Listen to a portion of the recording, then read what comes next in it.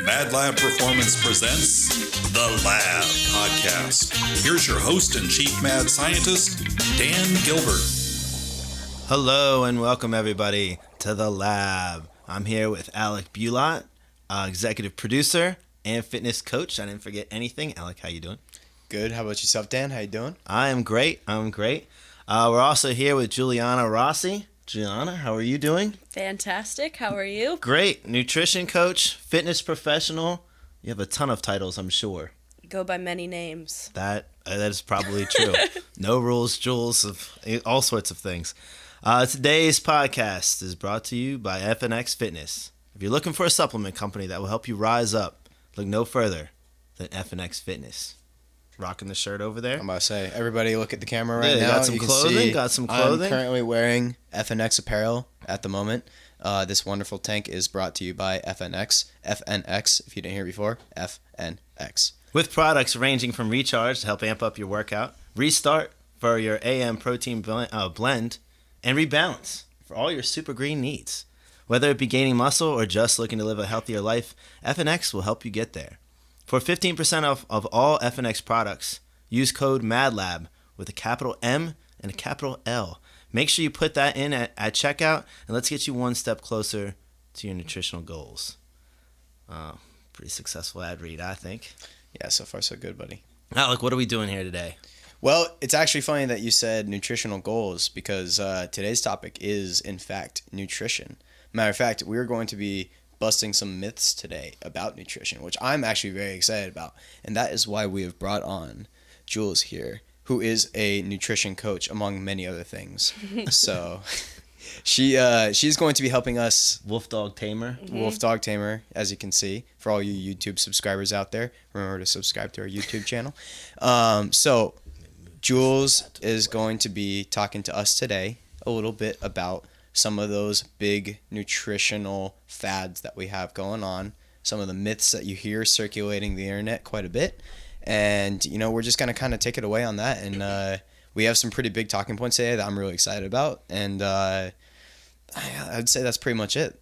I got one to start with. Okay, go for Jules, Mikey, would you say today we're also myth busting? No, I wouldn't. Let's go with one, carbs. Carbs are bad.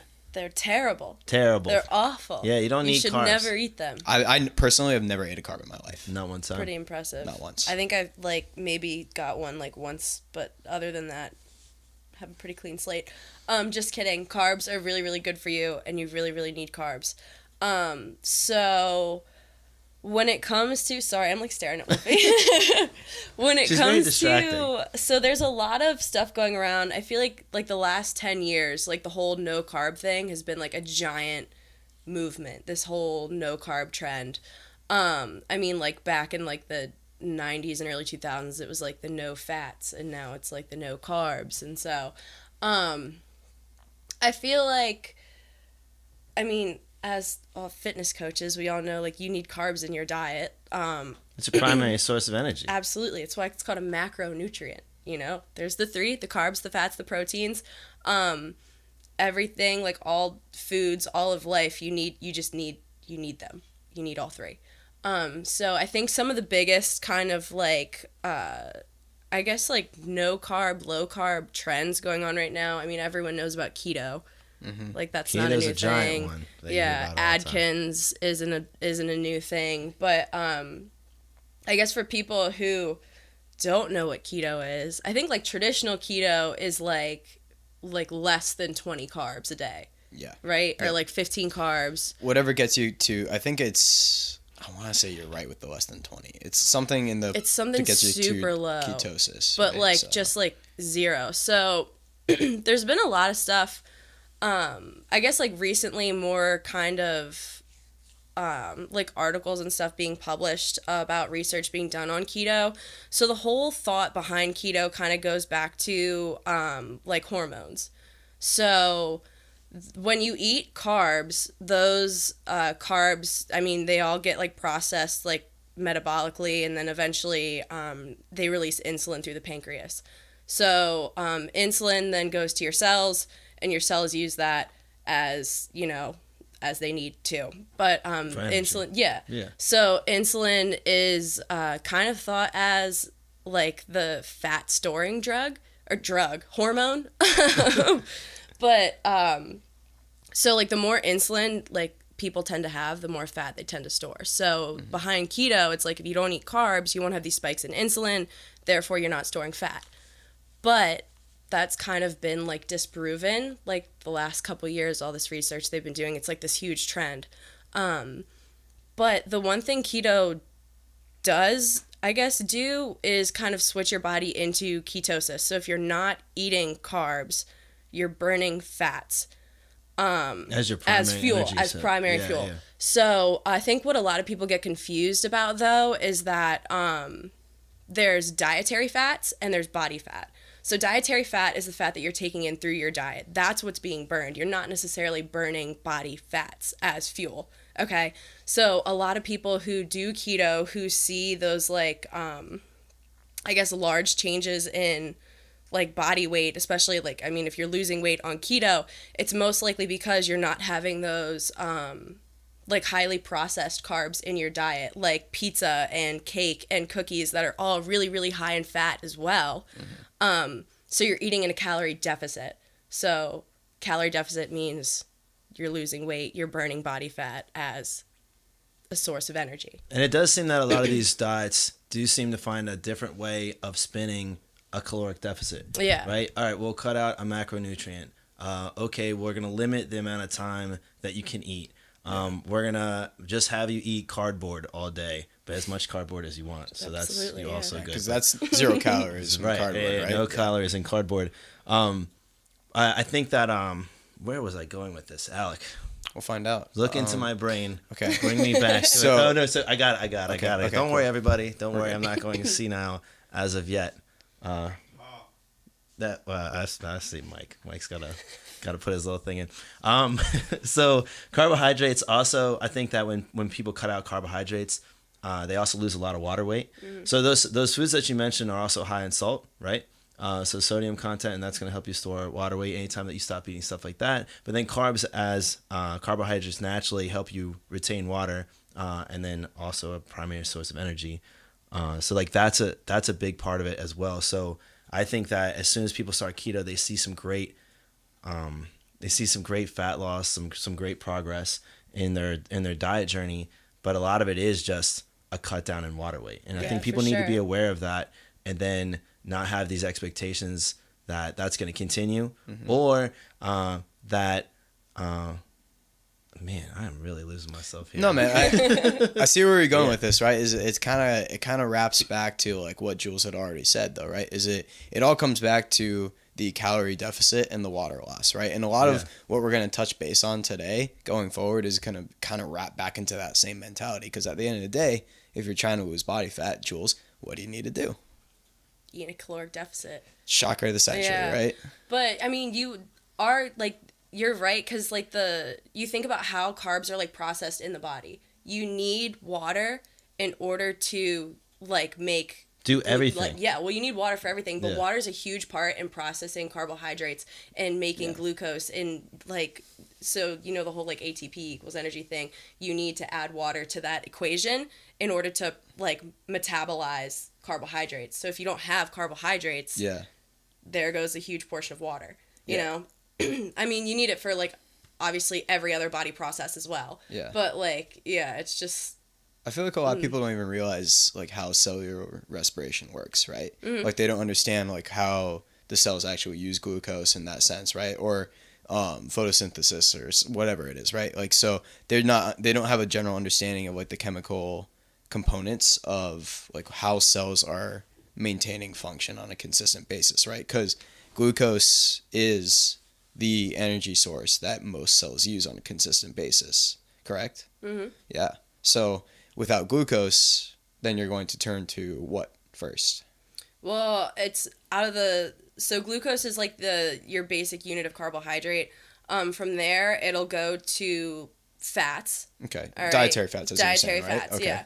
And then, I mean, lastly, it would be proteins, because your body's going to try and hold on to those proteins because those make up your muscles. You know, you need protein, and then for a million other things too, but like the proteins are probably what your body's going to hold on to the most. Maybe Sorry, that's I'm, like, my rambling. problem. Maybe that's why my brain is not working today. Not enough proteins, or a loss of proteins. Could be a combination of all Who of knows? it. You know what it might be? It might be not enough glucose, because that helps with brain function as well. That's another thing that I think carbohydrates are extremely important in brain function, right? Absolutely. So then, I just don't get ever cutting out a macronutrient. Like I just don't see. Yeah. I did well.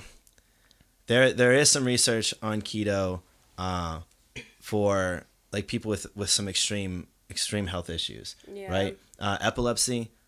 They've actually had some pretty good research with keto helping epilepsy. So that's different than what we're talking about today. But as like a pure, because then you're just talking in exceptions, right? And there's exceptions with everything with the human body. So I shouldn't say like never or always with that stuff. But as a weight loss tool or as a general body composition tool, especially if you're doing something body composition wise, almost all the time you want it to be sustainable too. If you're cutting out a macronutrient, that's almost never sustainable. Like I don't really know one person that's done keto for years. Yeah, and I think that's kind of consistently. That's what I Yeah. was gonna turn back to you, Jules, and say. So like, if you had somebody that came up to you right now, and they're like, "Hey, I want to lose weight for a long extended period of time, and I want to try doing ketosis through this entire process," what would you say to them? What would be your explanation as to why you would not recommend that, if that would be what you recommend? So I think anyone who's coming and like getting Wolfie's got to freak out first. Sorry, Wolf Dog. Just trying to pet you. If anyone's coming to us for nutrition advice, like they're obviously coming for some aspect of performance as well. Yeah. And so carbohydrates have an insane role to play in athletic performance and just like existing throughout the day. You know, like if you like start keto, you're obviously going to be exhausted, tired. Like you can't, like a lot of people drink a coffee in the morning and put cream and sugar in their coffee. And so you have all that like caffeine, energy, stuff like that. But I think honestly too, it all just depends on how that person feels on that like sustained way of eating. Because if like someone enjoys eating keto and they feel really good on it, I'm not going to be like, hey, whatever. But I mean, I'd push the carbs a little bit. Not necessarily like with anyone coming in, I'm not going to be like, oh yeah, go eat Pop-Tarts and then come work out. Like, no, that's not. I like yeah. that time. I was gonna say, That's sustainable to me. yeah. But yeah, I mean, it all just depends on, I guess, like how they're already eating and what they're doing. If they're fairly healthy or eat fairly healthy, and then all of a sudden they're like, oh, I want to do keto, I would not recommend it. I'd just say keep doing what you're doing. You know, you're hitting all your bases, all your important bases, and then, I mean, we go from there. Because everything, you know, it takes time, stuff like that too, but. Yeah, sure. of course. And I think that's why keto is so popular in today's day and age, right? Is because you see pretty immediate results, a lot attributed to that water weight loss that you were talking about before, right? Yeah. So we have a society of people who want pretty instant gratification, right? So they see those immediate results coming from keto, so they're like, okay, this works, right? What they don't understand is the long-term effects of it, and they don't understand the process that's going to take them from point A to point B in a sustainable long-term fashion. And I think that's where the mix-up really gets to, right? They don't understand the entirety of the process, right? They don't understand what it's going to take for them to do this over a long, extended period of time, because we all, and I mean, I'm guilty of this a lot of times too, right? I think in very short spurts of time, right? I think of what I'm going to do for the next month to get there, or what I'm going to do for the next like 8-week period so I can look good for my like, you know, beach trip or whatever it is, right? So I think that's kind of where people are coming with this idea, because they see quick results, but I don't think they understand the full, you know, ramifications, I guess is probably the best word to use, of doing that for an extended period of time. Yeah, they don't see the, I guess, like the whole time. Because I feel like if you do keto and you feel good on keto, you do it for like the rest of your life. Because that's how you want to burn your food, your energy, like stuff like that. So, I think keto, I think another thing that happens with keto is that it's a very strict structure. It's also very simple for you to be like, Dan, what are you doing with your nutrition? I go, oh, I'm doing keto. And you immediately have some understanding of it, right? Yeah. And it's kind of a buzzword, and then people are like, oh, all right, you're doing keto, da-da-da. And it has like talking points to it.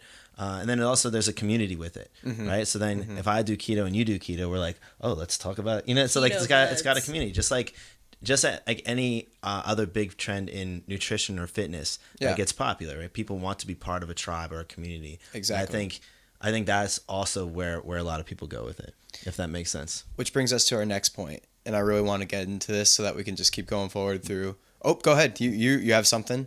I want Hit it, to man. say, did we bust the myth? So, okay, because we're not myth busters. We are busting the myths We're of nutrition. myth busters. Right, Mike? Yes, sir. Yeah. So, He knows. all right, so Bless you. Sorry. jury's approval. Should we just go ahead and do one final say? Giules, do you want to give your like last final verdict on keto or just low carb or no carbs? Carbs are bad. What do you think? Carbs are good. Sorry. Trying to tickle my throat. So we myth busted. That's it. Carbs are good. So let's move on to the next topic of today, which is another big trend. Yeah, I was about to say that quick transition. Which myth are we gonna bust now? Just busting myths. We're not myth busters. We're just busting myths all day. Busting myths. Yeah. That's right. So okay. So speaking of Drowning guests. jeez, man. Sorry. What? After you, Alec. I'm sorry. I say that was aggressive. All right. Anyway, so speaking of fad diets that we see a lot, one that was brought to our attention by the Disco Biscuit himself, who could not be here today, is the big surging culture of going vegetarian or vegan and essentially going plant-based as not necessarily a lifestyle choice because of whether it be some type of, personal choice to not want any type of like environmental issues that accompany it, or this is stuff that I can't really speak to, right? So those are personal choices, but more from like a specific health side, right? They're saying plant-based is healthier for you than non-plant-based. That's the second myth. And Giules, I want to hear a little bit from you about what you think about that. I think there's a lot of, benefits. Sorry. I think there's a lot of benefits to eating plant-based, but there's also a lot of holes in your diet. So, like, if you're eating plant-based and you're eating, like, Oreos, like, come on. Are they vegan Oreos? Oreos are vegan. Yeah. See? Yeah. It's fine. Every Oreos. It's healthy. Well, I think the regular Oreos are vegan, so they're super healthy. But, Wait, yeah. That's why I eat sleeves on them all the time. No, there's no That's how I get my animal gains. products in Oreos. Okay, so, but the way you made it sound is like, is there like any Oreos that would ever have animal products in them? I don't know Do you about, have like the... bacon Oreos? Or That sounds carnivoreos? disgusting. Carnivore. Yeah, wolf dog. Okay, we're all Taste right. that man flesh. We're coming back. We're coming back. So Oreos, they are vegan. You are correct. Oreos are vegan, but like if that's the kind of plant-based diet you're going for, it's obviously not gonna be healthy. Yeah.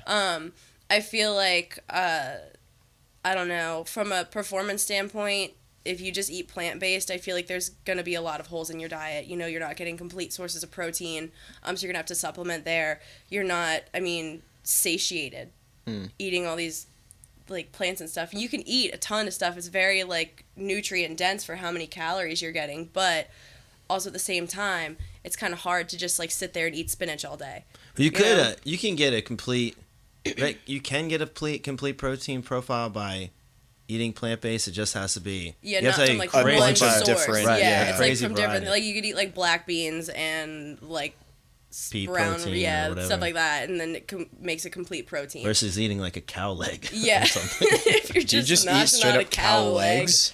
Would you be surprised? No. Keep going, Giules. But Run, Wolfie. go whoopee go. I think. Well, It's- here's what I really wanted to add, because I think that it's not so much the question, is plant-based good for you? Because it could be, right? Yeah. And it could have a lot of benefits. It could be a balanced diet. Yes, it might be a little bit harder to get everything that you want from it, but it could be viable and it also probably sustainable. But we think that, like, the myth becomes plant-based is so much healthier. I mean, sometimes it seems like people are like, it's exponentially healthier than eating a diet in which you're eating meat and animal products and carnivorios. I think just because of all the things you're missing in a solely plant-based diet, that it is inferior to a diet with carnivorios. I say we're gonna have to get that brand rolling after this They are. podcast. I think it's just it's a good way to get in all the nutrients that you need. Like, I don't feel like there's, and I mean, it could go back to personal, viewpoints or things like that on why you would eat a plant-based diet. But I think from a performance standpoint, it is inferior to, just eating whole foods and animal products and stuff like that. So Absolutely. Yeah. And I think you're right, Dan. I think that's where a lot of people are getting mixed up, right? Is they just view plant-based as just the far superior option, right? And that's why you see so much stuff. And this is actually kind of where I want to segue really quickly, was into stuff like the Impossible Burger, right? Like, you see that popping up everywhere now. Like, every single restaurant has Impossible Burgers. And they're marketing it essentially as like a healthier option than their regular burgers. Yeah. Although it includes pretty much every single ingredient of their normal burger, just with non-meat based patties. So, out of curiosity, Giules, would you classify, like, let's go ahead and take Burger King, for example, because I see those billboards everywhere and they agitate me. Would you take like a regular plant-based burger from Burger King as healthier than a non-plant-based burger? And I know you don't know everything about their calorie content, but yeah, I mean, I don't necessarily know exactly what goes in a Whopper patty, but also at the same time, I know that, like, if you're at the grocery store and you're picking ground beef and then Beyond Meat, that Beyond Meat is way more processed and full of stuff than your regular grass-fed ground beef. So if you're looking for something, if you're doing it from a health standpoint, that's like, okay, I want to eat less processed food, then that, your Beyond Meat, your Impossible Burger, like, stuff like that, it doesn't compare to the other stuff. Okay. Yeah. All right. Dan, any thoughts?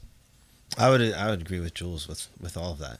So I think that again, it just it comes down to ingredients when you're talking about nutrition, and so the simpler, the more whole ingredients that you have, the better off you are. If somebody's trying to genetically modify something so that it fits a certain profile, aka like a vegan trying to take meat and make it like some kind of meat tasting patty, then I think there's going to be a lot of additives and that is where you start to get some of your issues, I think. Yeah.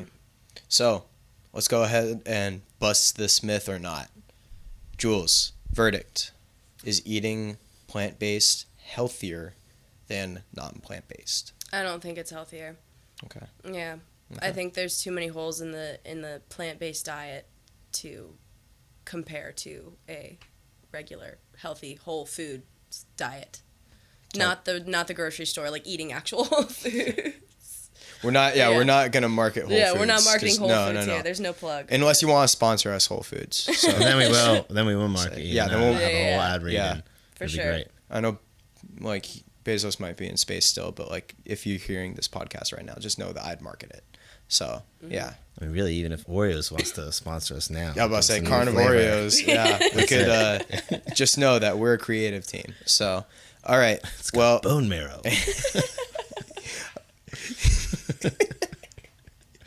I don't know why bone marrow. But cream-filled bone marrow. why do we have to go to this place?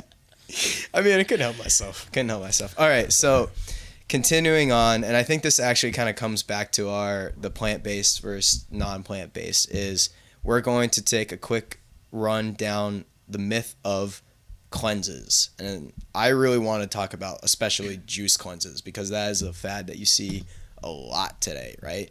And so first and foremost, Giules, give me your 2 cents on just cleanse diets as a whole. I mean, you have your liver and And that your kidneys. cleanses That's true, and your that's a kidneys, thing. and those Yeah. cleanse for you. So I don't see the point in having a cleanse. Okay. You know, like it doesn't make sense to me. And like, say you do like a 2-week juice cleanse. Yeah. You're drinking juice the whole time. So not only is your stomach gonna hate you, but you're gonna be lacking so many micronutrients, macronutrients. But Jules, everything. what happens when I go to Cabo for 2 weeks and all I do is drink tequila and eat glorious Mexican food?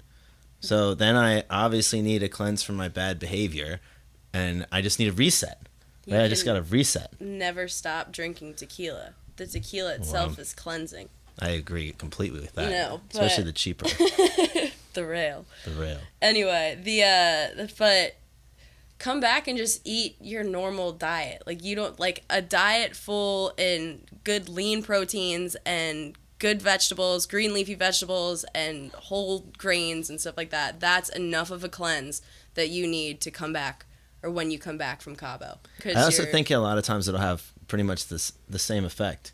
Right? For sure. I think people like to have a cleanse, and they like to have, like, I know this sounds ridiculous, but they want something that's like not quite tangible, but in a way, like, they almost are like, oh, I need to cleanse, and then the more stuff that comes out of me, then I know, like, I've gotten rid of tell me that's not true, though. That's what people look for. Yeah. right, So they're like, I need to get the evil out. You know, like, I just left all the demons. Get the devil out of me. And the demons are in the sewer system now. But I think that it's not only, like, a lot of times, like, they think they're cleansing their body, but almost like cleanse them and whatever else. Like their souls they as did well. there. Yeah, The but whole thing. but I think that if you change your diet drastically from something that's terrible to something, no matter what it is, so if it's very limiting and it's just all juices and stuff like that, then you're gonna have a pretty wild effect on your stomach, right? And then also you're not eating so terribly, so you're not eating a lot of salt or almost any, really.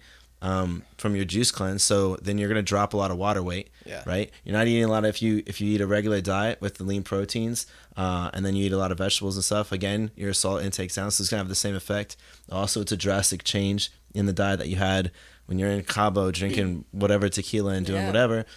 So you are probably gonna have the tangible effect, as we say, as well. It's just a much healthier way, because I do think that you're right. You have a liver and kidneys, and they're very efficient if they're working properly. I'm about to say, if you're taking care of them. Yeah. Yeah. They're very efficient in cleansing your body, and it's hard to get something that's going to cleanse or aid them in cleansing the body other than just having a normal diet. Yeah, for sure. So I'm kind of curious, Jules. You've mentioned that it's gonna wreak havoc on your stomach, and obviously, as Dan already alluded to, it's going to be coming out, demons, expelling the demons. Yes, but I actually am curious. Why do you say that it's going to wreak havoc on your stomach? Like, what's the specifics of a juice cleanse that's just going to destroy your stomach? Well, if anyone's ever done a juice cleanse, have you done a juice cleanse? I've never done a juice cleanse, but I know people who have. I have done one. Around day 3 or 4, I hear the floodgates are open. And it's not pretty. So is it just like a sheer volume of fiber, or what's causing this floodgate to open for them? Well, there's no real substance to your diet. Okay. There's no solids going in, so there's not going to be many solids coming out. Fair point. Yeah. Fair point. Yeah. Yeah. So, I mean, once again, cleansing those demons, I guess, right? Like, whatever makes them feel better. But at the end of the day... Also, couldn't somebody just be like, instead of a cleanse, I'm just gonna eat a ghost pepper. That's what they want. I'm just gonna have a one day. That'll be the fad diet that we start. The ghost pepper The ghost cleanse. pepper diet. I guarantee they already have like a spice cleanse diet. Who knows, man? Something Actually, like that. I think they do. Like They do like the cayenne spices. pepper. Yeah, the cayenne pepper in the juice cleanses, because that's supposed to help. Like, I don't know, man. Honestly, what would Jules? You're the person. What would the cayenne pepper? The thermic help? effect of food, I guess. It's Well, spicy, so it makes you. If it's spicy too, it does. It will. Even though cayenne pepper is an anti-inflammatory, Okay. if it's enough spice, if it's spicy enough, then for a lot of people, it's going to upset the digestive tract and their intestines, and then that's gonna cause spasming. So it's almost like your intestines are cramping, and that expels more demons. The That's what bubble we say, guts. yeah. Opening the floodgates, as Jules so fondly says of it. Big fan of all the metaphors that we've come up today. Yes, Thank you. yes. Thank Yeah. you. We're learning. This is good. Are we busting this myth? We're busting this myth. Yeah. So, final verdict, Jules. Juice cleanses. Good, bad. How do you feel about them? They're bad and ugly. Dang, that's a Yeah. combination. You don't even get to Yeah. choose one. Also, Usually either bad or ugly. I think it's also like important to note that like by cleanse we mean like you're only like drinking liquids or eating one food or something, you know, like that. It's not like, I feel like a lot of people get cleanse and supplementation mixed up. So they'll be like, oh, I'm doing like a cleanse, but then they eat their normal diet, which is, you know, could be like healthy for them. And then they supplement with like different, you know, like their greens and like different vitamins and stuff like that. And so that's not necessarily a cleanse. That's something you probably should have been doing already, just filling the holes in your diet. You're just literally You're just eating cleaner. you're just getting healthier. Yeah. So you're not necessarily like cleansing and you know, doing anything that's gonna help, like detoxing. Yeah. You know. It's their atonement. It's their atonement from those 2 weeks in Cabo, man. Now Exactly. if they want to do it from a mental aspect, I could get down with that. If they're like, I deserve this, then probably, you know, like that's the way of I deserve doing to things. cleanse these demons. Yeah, To be that's cleansed. fine with me. They're like, I need to sit here for 2 hours. And you're like, that's on them, and that's they feel better mentally after that. Then I'm for it, as long as they didn't destroy their body in their cleanse. So I want to sidebar really quickly and continue on with this for a second, because I remember seeing something really wild. Matter of fact, I had to have this conversation with a client of mine a few years ago, because they did exactly what we were talking about, right? They came back from a trip, they drank a bunch of booze, they ate a bunch of quote-unquote bad foods, right? And they came back and they had already bought a prescribed juice cleanse. So marketing companies in general are taking advantage of this fad diet a lot, right? For sure. They're taking advantage of people's guilt. They're taking advantage of all of this stuff. And so I kid you not when I say they paid like, God, it was so expensive. It was like $600 for like 2 weeks of juices. Jeez. Where they would have one juice that they would have instead of a meal. Right, so they would have juice number 1 as their first meal, juice number 2 as their second meal, juice number 3 as their third, and you know they would have 5 total each day, and they were supposed to do that for 2 weeks, and that would essentially completely reset the timer for them. I love how it gets marketed too, and they're like, and this one is carrot juice with extra orange, and like, you're like I don't know what that means. Like, I don't know. It's just it's what we were interesting. talking about already, right? They're just eating healthier, right? They're getting in the nutrients, they're getting in the stuff that you should probably be putting in your body already, anyways, right? But they're just. I think it's the information that they're being fed about it that is so ridiculous at the end of the day. And it's also, well, I lost it again, Alec. Maybe I am. My brain is going downhill. I'm about to say, remember this next time we're rolling, so I don't throw you into the mat, especially with your head. That probably is when we collided heads. Yeah. Oh, right. That did happen. That made me 30% dumber. So you're at 0? I knew there was going to be. I thought it was going to come from you though, Mike. To think about that. I was like queuing you up behind me. And I was like, I know Mike's coming with an insult here for sure, but Alec completed the social over there. I say beat you to the punch, Mike. Sorry, bud. That's it. Yeah. So, all right, we've gone over it. The myth has been officially busted. Juice cleanses are ridiculous. Do not cleanse your demons, people. Maybe spiritually, but you don't have to go through the juice cleanse. So another one that I really want to go into, and I think this is going to be the one that we wrap on today, is intermittent fasting. And just essentially meal timing myths, right? So the ones that you hear That's a good one. is intermittent fasting is the obvious and, you know, like the best way to go about eating, right? That's just how you should be living your life. And the second is you should be eating every single 2 hours, and you have to. If you miss that timing, then you're doing yourself a disservice. So Jules, let's start with intermittent fasting first. I want to hear your thoughts and your takes on intermittent fasting. It depends. So I personally don't do it. I've never done it. But if I'm just looking at someone from like a particular kind of like standpoint, like say someone starts intermittent fasting, they don't eat until 12 o'clock and they eat until 6. But before they started doing it, they would go to McDonald's and get McDonald's breakfast every day before work. And then, you know, that was their life beforehand. So after they started it, they were kind of in like a caloric, sorry guys. Right.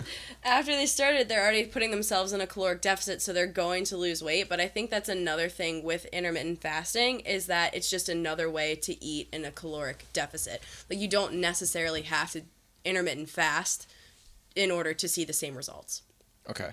Yeah. So go on, Dan. Actually, go ahead. And just so, because there has been some research showing that it can boost immune function. So fasting can boost immune function. That's not what we're talking about. We're just talking about it as a way to change your body composition. Yes. Right. Yeah, so I yeah. just want to make sure that we're clear on that, so people aren't like, "Whoa, the immune response." Because there is some good research with that. So what is the immune response to fasting? There's multiple papers on it. But I think after a 14-hour fast is when you start to get they see a big boost in your immune system. So specifically, white I blood think cell your white count? blood cell Okay. count. Yeah, as I think what the whole that study is off of. Again, I don't have it in front of me, and I just know that I've read it, and then I was pretty floored with the research, and I thought that was cool. But from a body composition standpoint, I agree with Giules. I feel like it's just another way to find a caloric deficit. Yeah.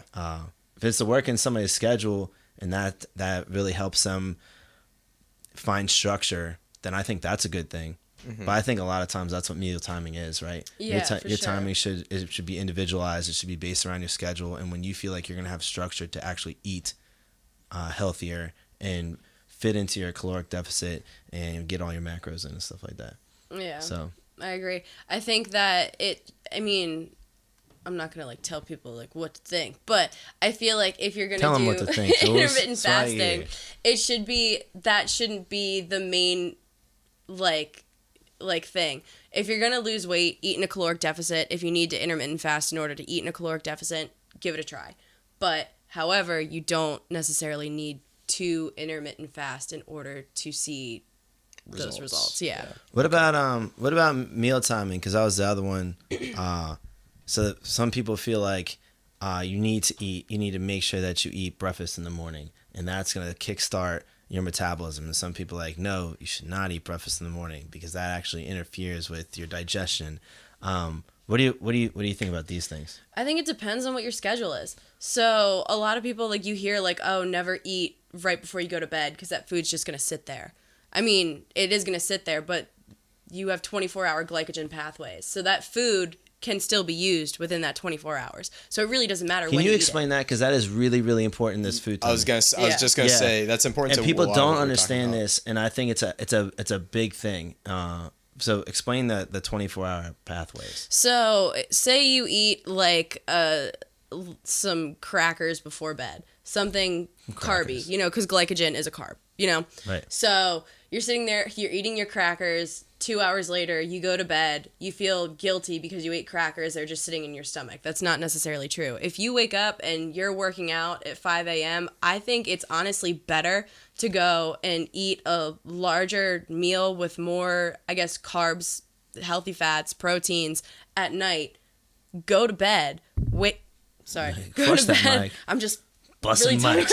I was about to say, Busting mics. busting myths, busting mics. Giules does it Yeah. all with no rules. No rules and a little bit of coughing, but so go to bed or eat your meal, go to bed, wake up. Your like banana and peanut butter that you're going to eat before you work out at 5 a.m. is not going to do you much good. It's going to be the meal that you did before. That's why all the carbo loading and stuff for marathon runners, they do that the night before.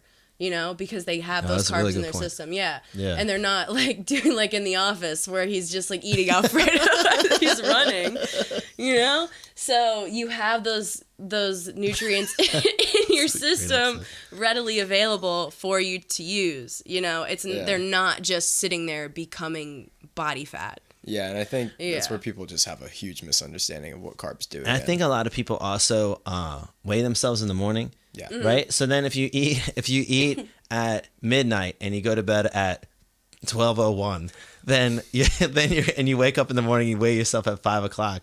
Then of course you're gonna be heavier than if you ate the last time at 7 p.m. Right. So then like it depends on when you're weighing yourself. Once you fit into whatever your nutrition and however you're gonna time it, like then you should look for your trends after that. Don't go, all right, I'm going to stop eating at 6. Then the next day, like, weigh yourself. And then the next day, eat at midnight and be like, oh, I shouldn't have eaten so late. You know, like, I think that is also a giant problem. Yeah. Does that make sense? Yeah. What a wild schedule you laid out there, by the way. Like 12 eating time, 12:01 sleep time, and 5:00 wake up time. It's like Always Sunny in Philadelphia. They're just like, Yeah, right. Oh god! Already in office. Eat the cat food or Yeah, whatever it say is. reference. We got Always Sunny reference. We're trying to get as many sponsors as we can. We're like, oh, well, nutrition companies, Suno clothing, whatever. Now we need TV shows. We need something. I don't know if TV shows sponsor people, but like, hey, whatever. You guys Sponsored want by The Office. Yeah. I would take it. Perfect. Take it. Yeah, we'll figure it out. Yeah, That's ways to do absolutely. everything. So, this I feel like is probably the one which I'm actually interested to hear your verdict on the most. When it comes to intermittent fasting, verdict, good or bad, Giules? I just don't think it's necessary. Okay.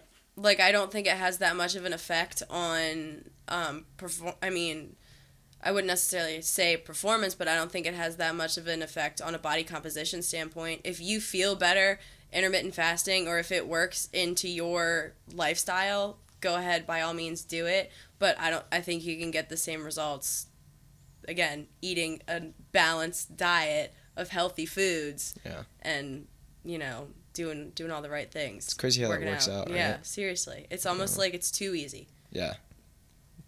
Yeah. What about post? Get off of me, Mike. Not you, Mike, but this Mike. It's all well, whatever. I'm just trying to be like you, Giules, so just bust some mics. What about post workout timing? Post workout carbs. Post workout anything. So Because that's a big thing, right? Yeah, there is. You must eat 5 minutes after you do your last dumbbell curl. That's Exactly after. Stare at yourself in the mirror for 20 minutes Well, after that. Bicep curls only work if you look in the mirror. They don't.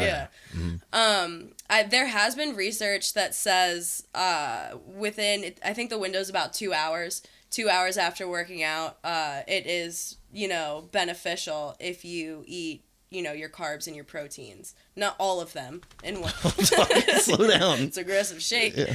Not like Post workout animal. She's tasted man flesh. not like all of them in one sitting, but there is some benefits to it. You get to replenish everything that you just, not everything, but a lot of the stuff that you literally just worked off. So, yeah. Get some of those glycogen stores back. Those, Yeah. For sure. Proteins for the muscle building, for the gains. So you don't some think might that say. eating 40 minutes or 30 or 40 minutes, I feel like it changes all the time. And just like getting huge, let's use some strange wording. If you just got a lot of protein. Dan, you're on one today, man. I am absolutely Yeah, I don't enjoying this. Yeah. It's been a long week already. What are we on? We're only on Tuesday. Yeah. Just kidding. I know it's Thursday. I know it's Yeah. Thursday. It's cool, I man. do know that. I do know that. Cool. So if you ate like, all right, I need to get 30 grams or 40 grams or 25 grams or whatever of protein like right after my workout. So you don't feel like that timing is super important? I mean, I think it's kind of important. I mean, like, I wouldn't necessarily say it's like a make or break thing, Yeah. but like, I think like if you're going to have like a protein shake right after you work out, that's an excellent choice. Yeah, okay. Because I think people really do kind of get crazy over that. And I know that there has been some research in protein synthesis in that time, but I feel like with any research, people kind of take what they want from it. So if, let's say it's the most minimal effect, but the end result is, yes, technically it is better, but it's such a minimal effect, like you won't really ever notice it. Yeah. People, I feel like have taken that and gone, well, you definitely need it 30 to 40 minutes. Otherwise, your lift is wasted. And I've heard people say that. Yeah. Right? If you don't get X amount of grams of protein after your workout within that time block, whether it's 30 minutes or 40 minutes or whatever they want to say, they might as well not even worked out. And I feel like that's kind of... That's a stretch. Yeah, That's an stretch is a good way to say it. Yeah, like if you don't have your protein shake, your workout isn't wasted, Like you're still going to see those gains. Well, I like what you said because with the 24-hour pathways, because if you do eat enough protein, then in a given amount of time, then your body is going to use that protein, right? And there's also no research that says that once you have over a certain amount, that protein is wasted, right? Yeah. So like if I have 50 grams of protein, it's not like my body can only use 25 at that time, right? So I feel like that's kind of a ridiculous thing. That's a misconception I see a lot, is that people are like, if you get any more than like, I think this was something that I was actually taught early on. Yeah, I was too, actually. From, unfortunately, one of my nutrition classes, I believe, when I was at University of Oregon, was that if you should only be taking like 22 to 23 grams of protein after like at one single time, and if you do anything more than that, it's just like not necessary, which now we're finding it's been debunked. Yeah. By Mythbusters. But no, busting myth, the not buster, us. the people that bust myth, that's what we're called. Yeah, the old Mythbusters. At this point, you're just doing it to mess with them. This is great. I know. All right. Any final thoughts on timing? Any window stuff that you guys want to go over? I think that pretty much... Yeah, sums it up. Yeah. Is there any other nutritional topics that you guys really feel that are necessary to bring up? Go for it. I do think so. I want to go back to my idea of carnivorios. I was going to say and I want to say which kinds of meat I think is important to put in those little sandwich cookies. No, actually, what I really want to talk about is we've already been busting mics and myths, but besides that, Giules, if you have somebody in front of you, right, how would you have them start their nutrition journey? I think is an important thing. Yeah, I would definitely kind of get an idea of, what they're already doing, and then kind of reiterate to them, okay, like, are you getting enough calories? Are you, eating all of your macronutrients? You need your carbs, you need your fats, you need your proteins. And then where are those coming from? What sources are you getting those from? So do you get like a log from them, or like a journal, or like? I would love to. I mean, like, I'd, tell them to start with what they typically eat. If they could tell me, what they ate, like, or do even just like a recall of like the last like 3 days. Yeah, Just a general idea of what they typically eat. I can tell based on that, okay, this is where you have holes in your diet. This is what you're getting a little bit too much of. If they're... What are some holes that you, sorry to cut you off, Yeah. but that's really interesting that you say that. What are some holes that you most often see? Protein. Mm-hmm. Right off the bat, protein. Yeah. So many people, I would say like 90% of the world population does not get enough protein in their diet. No. Yeah. So, I mean, the easiest way to supplement that is to literally just drink a protein shake every now and then. So, and just by doing that, like, you will see so many, I guess, like, just like better performance, like, overall. You're more satiated, things, you can lose weight. Sorry, I'm like stumbling on my words. It's all good. I've been stumbling on my words, my ideas. I think I tripped coming in here today. So. But yeah, so I definitely say like drink a protein shake, and I feel like the majority of people, even who come into like Madlab, do not get. Yeah, we see it all the time. Sure. Not even close. I mean, Yeah. I had somebody that was complaining they weren't really seeing results from the nutrition and all this stuff, and I was like, all right, well, let's take a look what's going on. We looked at a food journal, and they were getting like 20 grams of protein a day. Yikes. Yeah, it's crazy. And I was like, oh man, we need to be at like 6 times that. Yeah. For them. What would you recommend? I mean, I get everybody's different. Everybody's have different goals, but if you have someone that's really low in protein, what do you try to get them up to? I would definitely say, so my go-to is usually like a gram per kilo of body weight. Or, I mean, if kilos is hard, then I usually say about a gram per pound of lean body mass. So if you're like 160 pounds, I would aim for maybe like 140, 130 grams of protein per day. You know, just so you're covering your bases. You know, it's not just going to sit there. It's eventually going to be used, especially if you've been, like, not getting enough protein in your diet, like, religiously forever. Like, your body's going to love you, you know?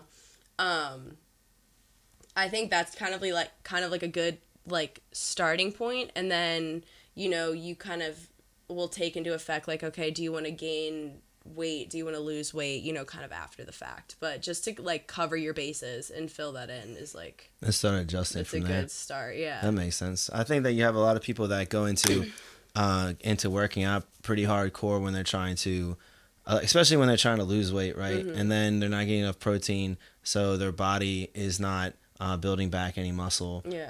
They're spending so much time doing so much volume and everything, and the body really can't recover. So it's not going to change the way that they want, and they're not actually going to see a lot of those changes. So I agree. And then also, if you're not getting enough protein, then you're going to make up for it somewhere else, right? Whether it be in like fats or carbohydrates or whatever. So you usually aren't going to be in a caloric deficit because of that. Right? It's because your body's going to want to eat, get more fuel somehow, for sure. So then, what about I was gonna say what about timing, but we already covered that whole entire thing, and that is not the word that I want to use. What about water intake? Do you ever do anything with water intake? Water's so important. So water, literally every body system, you need water. You need water to function, and the whole 8 cups of water a day does not cut it for like just even the average person. Like I don't think it cuts it, especially a person who works out, especially athletes. We see so many athletes, you ask them, how many cups of water have you had today? Well, I had 1 water bottle like earlier. Like, or 0, I only drink Coke and milk. One of our clients told us one time. Good God. That really happened, and we're like, wait, no, like what? Never any water? No, I don't drink any water. I was like, well, I'm kind of impressed, but. Well, and then you like look at these people, especially like kids who are already, you know, tight just from growing. You know, they're injury prone. You know, they're not getting enough water. Their muscles tighten up. They have like 0 flexibility, 0 mobility, like, and so that just affects all athletic performance and stuff like that. And then, you know, on top of that, lack of sleep, because I know they're like up playing video games and like hanging out with their friends. We have a bunch of like, athletes stuff like that. Yeah. I'll say, who would do that? No one I know. Yeah. But it's my time. I definitely think that like the average adult, especially someone who like comes in and trains like a gallon a day. And I'm not saying you have to carry like the gallon with you like the wrestlers. And I can't just like toss some BCAAs into a gallon of water. Just like drink a gallon of water throughout the day. But it looks good cool, for you. right? You're not gonna have like hypohidrosis. You're not gonna drown yourself internally. Like aim for a gallon a day. You almost drowned yourself today on this podcast. Yeah, it's crazy. Well, maybe water's dangerous. I don't know. But yeah, I think just aim for that. And after you drink enough water, like you'll start to feel a difference in just everything you do. You know, you'll definitely pee more, but spelling demons. It always comes back to that. What can we get rid of? Moral of the story, guys: expel your demons. Do you do what do you do with Do you do anything with their macros? Like, do you play with their percentages and stuff? Yeah, for sure. Once I get kind of an idea of like how their diet is on a typical day. That's when I kind of go in and I'm like, all right, like usually I start with protein. Like, are they getting enough protein? That's when I kind of adjust from there. I do the whole like gram per kilo of body weight. And then after that, I kind of fill in carbs and fats. So if they want to be in, I guess, more of a deficit, like if you think of like the calorie profiles of each macronutrient, carbs and proteins are always 4 calories per gram, fats are 9 calories per gram. So you can eat more carbs than you can like fats. Right. Like in a quantitative amount, you know? Right, because the fats are way more filling. Exactly. So if you're trying to meet like a caloric goal, then I would say, hey, maybe like eat, 1 pound of crackers or 1 pound of peanut butter. Exactly. Why not combine them? 1 pound of peanut butter? Oh my God. It's all about extremes here. I would eat a pound of peanut butter in one sitting. I would too, but I would feel horrible. with some Absolutely. carnivorios. Carnivore. Hey, that's what it has. It has peanut butter and man flesh for the wolf dog. Yes, she has tasted man flesh. All right. Plans all come together now, guys. It really has. Yeah. It really has. Cool. Well, hey, I don't know about you guys, but Hey, Alec. that was a transitional phrase. Hey, It was a great segue, I thought. Was it? Mm-hmm. Yeah, I appreciate you, man. Yeah. Yeah. You want to hit that mic again? Nope. Nope. Okay, cool. So, hey, guys, great job today. I think that was awesome. Like, in general, I feel like if I were to be listening to this, I feel like I would have learned a lot already. So thank you, Giules, for joining us. Anytime. Really, really appreciate your time. Thank you, everybody, again for watching. Please remember, if you like the episode, if you like the podcast, like, subscribe, rate us on everywhere that you can find podcasts, including Apple Podcasts, Spotify, Stitcher, and more. Remember, we also have our YouTube channel, and it's really important that if you want to use our YouTube channel, remember to subscribe and set those notifications so every time we get a new episode out, you're going to get it right away. All right? Thank you again, guys. Thank you, everyone, for listening to another episode of The Lab.